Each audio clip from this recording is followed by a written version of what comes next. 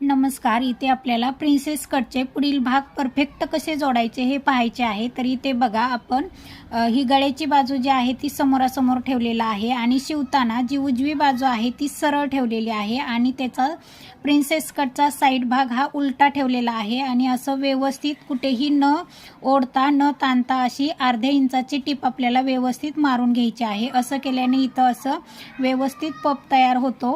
हे बघा इथे तुम्ही पाहू शकता अगदी छान पप तयार झालेला आहे. त्याच पद्धतीने आपल्याला दुसरी बाजूही जोडून घ्यायची आहे. आता ही दुसरी बाजू आपल्याला खालच्या बाजूनी जोडायची आहे. डावी बाजू जी आहे ती आपण खाली सरळ ठेवलेली आहे आणि त्यावरती जो साईड भाग आहे तो असा व्यवस्थित उलटा ठेवायचा आहे आणि कुठेही न ओढता न ताणता असं व्यवस्थित दोन्ही भाग एकमेकाला जोडून घ्यायचे आहेत. असं केल्याने व्यवस्थित टीप येते. त्याच पद्धतीने ब्लाऊजला व्यवस्थित पप येतो. तर बघा अशा पद्धतीने इथे आपला पुढील भाग व्यवस्थित जोडून झालेला आहे.